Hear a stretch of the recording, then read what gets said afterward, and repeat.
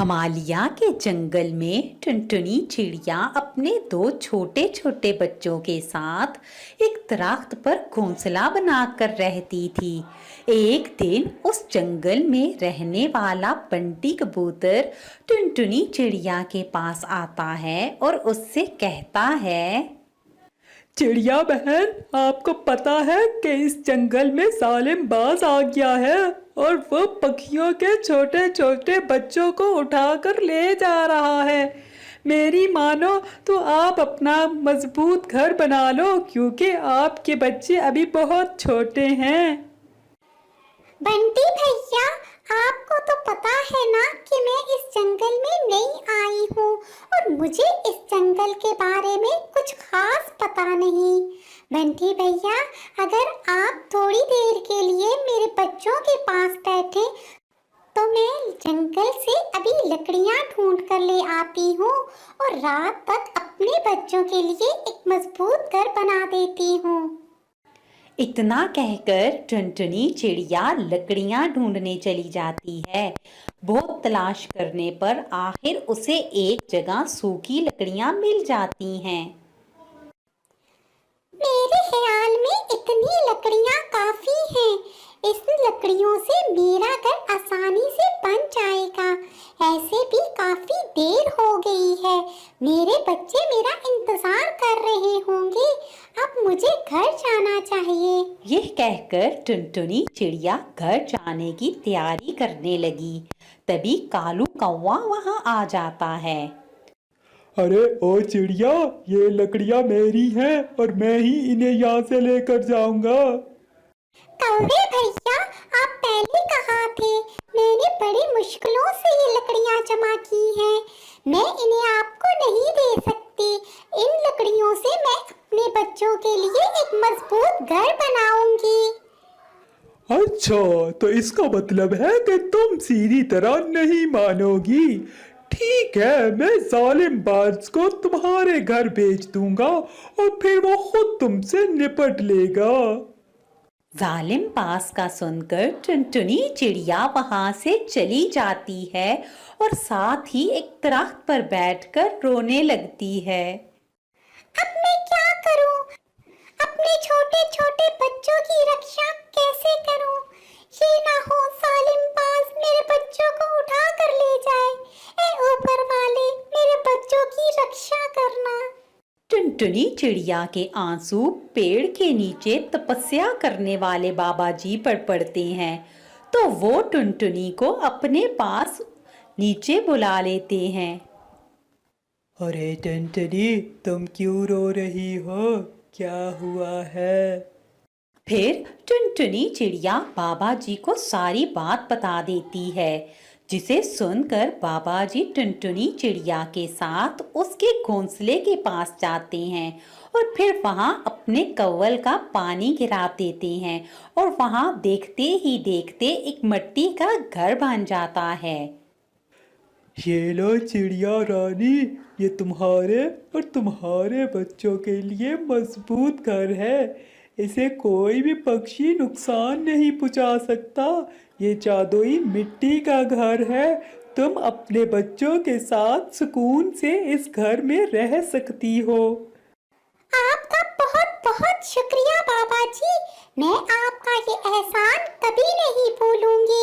आपने मेरा सबसे बड़ा मसला हल कर दिया है।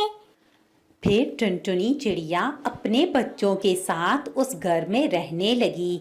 अगली रात जब जालिम पास टुनटुनी चिड़िया के बच्चों का शिकार करने के लिए आया तो उसने टुनटुनी का घर तोड़ने की बहुत कोशिश की, लेकिन घर टूटने की बजाय उसे जोर का करंट लगा, जिससे वो डर कर वहां से भाग गया। फिर टुनटुनी चिड़िया खुशी खुशी अपने बच्चों के साथ उस जादुई घर में रहने लगी।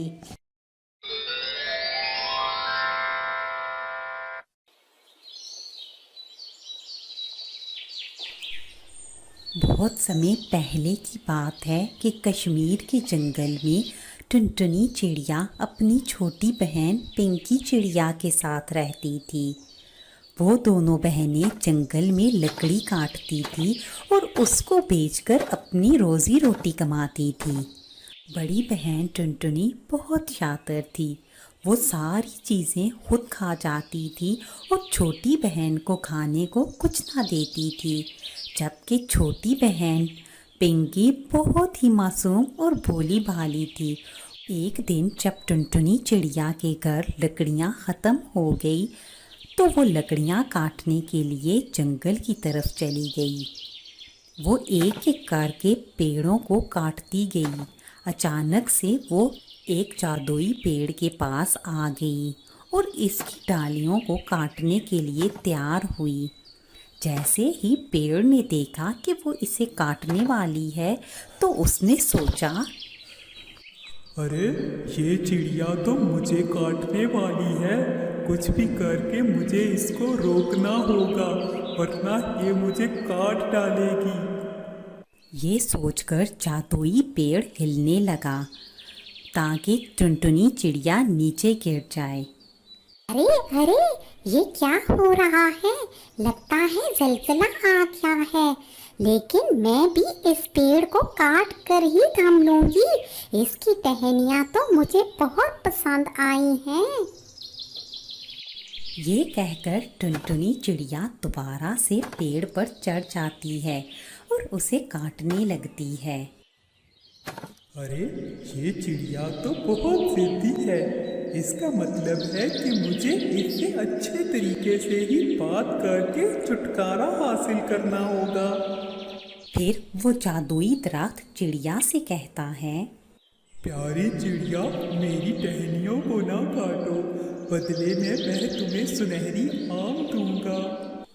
सुनहरी आम का सुनकर टुनटुनी चिड़िया के दिल में लालच आ जाता है और वो खामोश हो जाती है और वादे के मुताबिक जादुई पेड़ उसे सुनहरी आम दे देता है। सुनहरी आमों को देखते ही टुनटुनी चिड़िया कहती है, अरे अरे, तुमने मुझे धोखा दिया है। मैं ये कुछ आम नहीं लूंगी, मुझे सारे इस दरख्त के सुनहरी आम चाहिए, वरना मैं तुम्हें काट डालूंगी। टुनटुनी चिड़िया की बातें सुनकर जादुई आम को गुस्सा आ जाता है और वो उसे अपनी जड़ों से टहनियों से पकड़ लेता है। ओए जादुई पेड़, तुम मुझे नहीं पकड़ सकते। तुम समझते क्या हो? मुझे ऐसे पकड़कर मेरे सारे सुनहरी आम खुद रख लोगे? तुम वादे की खिलाफ वर्जी कर रहे हो। तुम्हें मुझे सारे के सारे सुनहरी आम देना होंगे, वरना मैं तुम्हारी टहनियों को काट डालूंगी।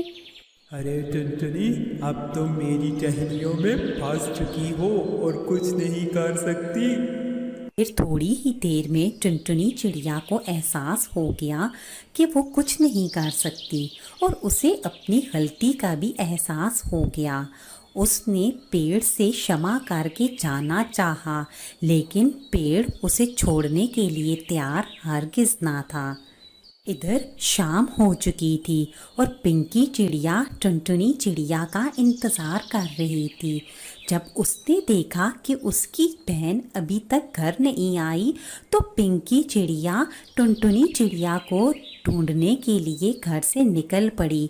आखिर उसे एक जगह जंगल में टुनटुनी चिड़िया पेड़ की डालियों में फंसी हुई दिखाई दी। पिंकी चिड़िया जल्दी से टुनटुनी चिड़िया के पास गई और बोली, अरे दीदी, क्या हुआ है और आप यहाँ कैसे फंस गई हो? पिंकी मेरी बहन, मैंने इस पेड़ के साथ गलत किया है और सजा के तौर पर इसने मुझे अपनी डालियों में फंसा लिया है। अब मुझे अपनी गलती का एहसास हो गया है।